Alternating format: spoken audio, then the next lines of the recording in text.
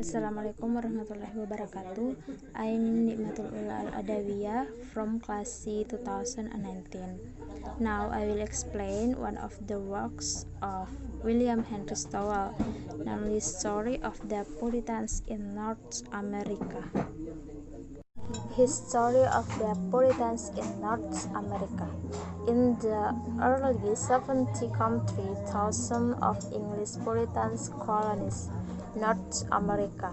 Mainly in New England, Puritans were general members of the Church of England, who believed that the Church of England was insufficiently reformed, retaining too much of its Roman Catholic doctrinal roots, and would therefore opposed royal ecclesiastical policy under Elizabeth I of England, James I of England, and Charles I of England. Most Puritans were non-Puritan Puritans,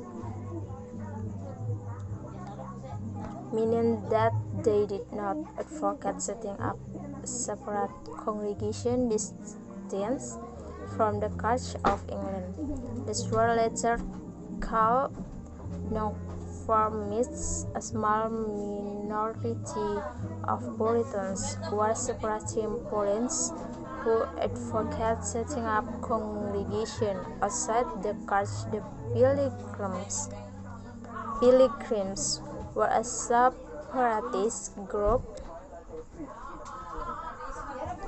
and they established the Plymouth colony in 1620.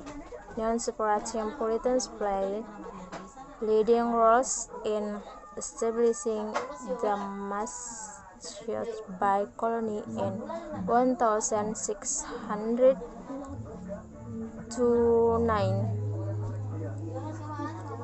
The Seaburg colony in 1635, the Connecticut colony in 1636, and the New Haven colony in 1638.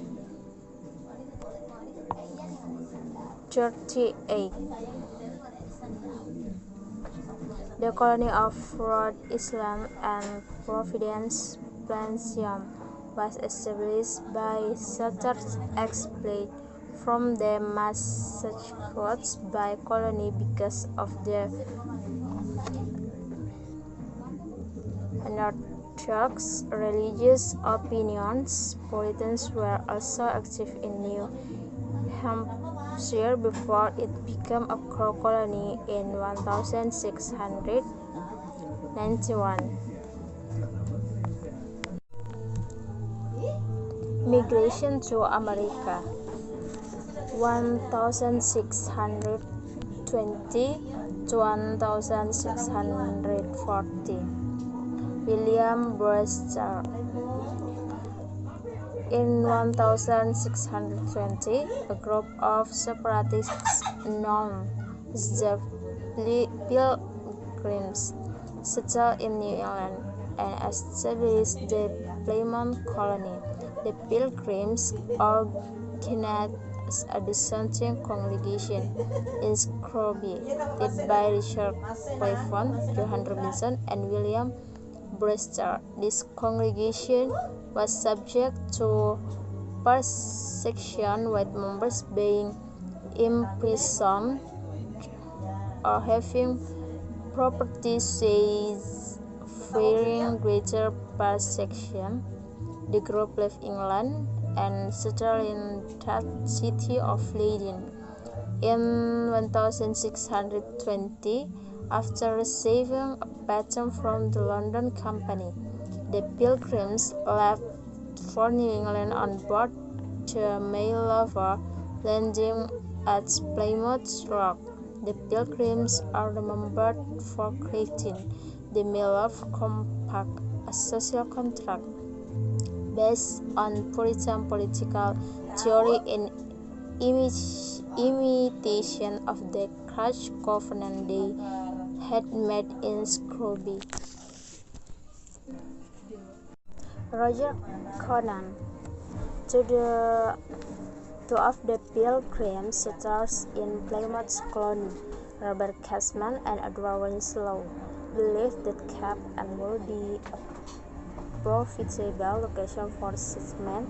They therefore organized a company named the Traxtor Company, and in 1622 sailed to England seeking a patent from the London Company, giving the permission to settle there. They were successful and were granted the Sheffield patent, named after Edmund Lord Sheffield, the member of the Plymouth Company who granted the patent.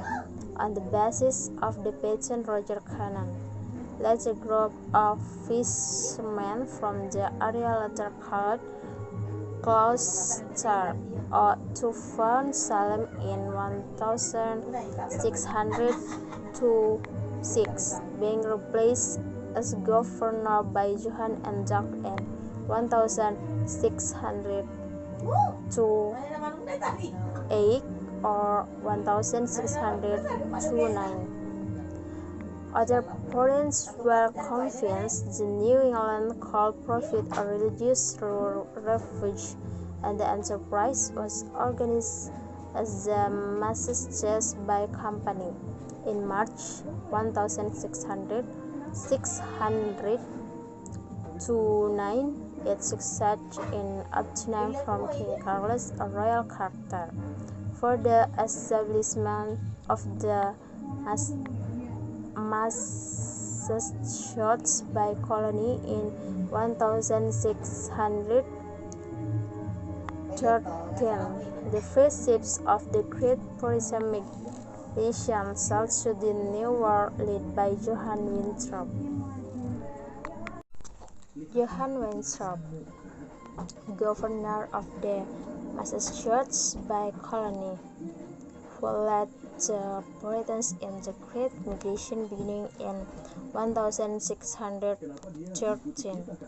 During the crossing, Winthrop preached a sermon entitled "A Model of Christian Charity," in which he told his followers that they had entered a covenant with God according to which we would cause them to prosper if they maintain their commitment to God. In doing so, their new colony will become a city upon a hill, meaning that they will be a model to all the nations of Europe as to what a proper Reformed Christian commonwealth should look like. Most of the Puritans who emigrated settled in the New England area.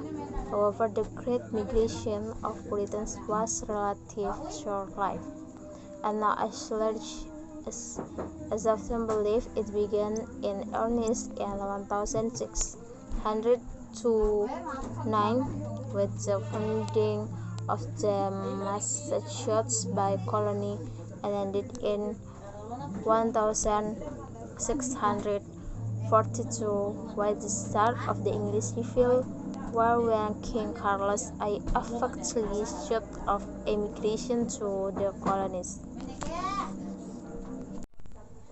Church and state. For Puritans, the people of society were bound together by a social covenant, or such as Plymouth's Mayflower Compact, Connecticut Fundamental Orders New Haven Fundamental Agreement, and Massachusetts Colonial Charter.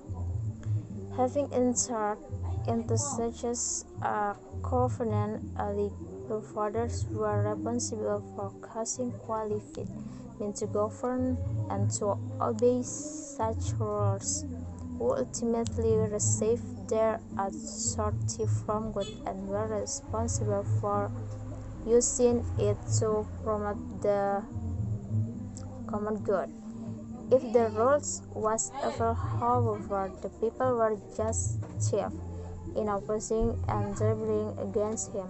Such nations have New England justified the English Puritan Revolution of the 1614, the Glorious Revolution of 1699, and the American Revolution.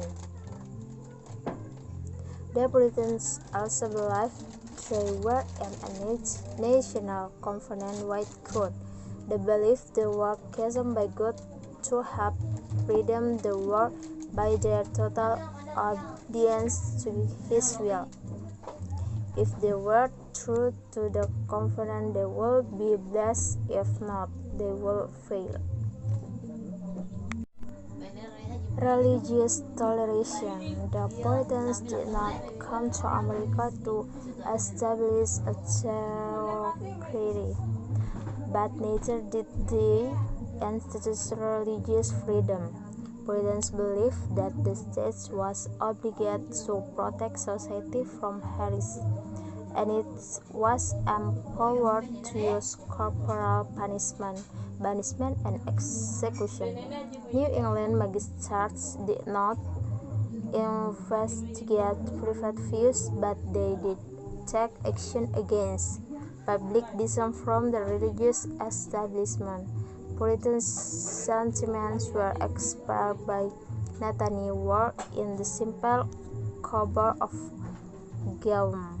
All families, Antonians, Analyses, and other enthusiasts shall have free liberty to keep away from use, and such as will come, or shall have liberty to be gone as fast as they can, the sooner the better. Family life. Pioneer village in Salem. For Puritans, the family was the locus of spiritual and